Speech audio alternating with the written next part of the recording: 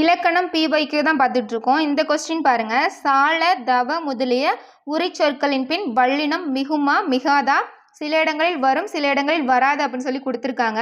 நம்ம வந்து இந்த கிளாஸ் வந்து இன்றைக்கி தான் நம்ம பார்த்தோம். வல்லினம் மிகும் இடங்கள் வல்லினம் மிகா இடங்கள் வந்து நான் வந்து ஷார்ட்கட்டோட சொல்லியிருக்கேன்.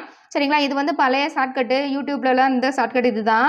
வி சுமதி என்பவளின் ஈவு 24 அப்படின்னு சொல்லி கொடுத்துருப்பாங்க. சரிங்களா?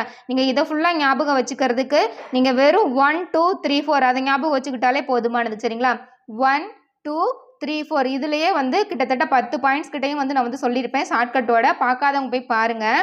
இதில் பாருங்கள் நம்ம என்ன படிச்சிருக்கோம் அப்படின்னா, அதாவது வந்து வருமொழி முதலில் இந்த கா ச த ப எழுத்துக்கள் வந்தால் வல்லினம் மிகும் அப்படின்னு சொல்லி படிச்சிருப்போம். அப்போ பாருங்கள், வருமொழி முதலில் வந்து இங்கே ச வரிசை இருக்குது, இங்கே பா வந்திருக்கு. சரிங்களா? அப்போ அதுக்கு முன்னாடி என்னது வல்லினம் மிகும். இங்கே பாருங்கள், சால சிறந்தது, தவ புதல்வன், அப்போ இச்சு இப்பு அப்படிங்கிற வல்லின மெய்யெழுத்து வந்திருக்கு. அப்போ மிகும் அப்படிங்கிற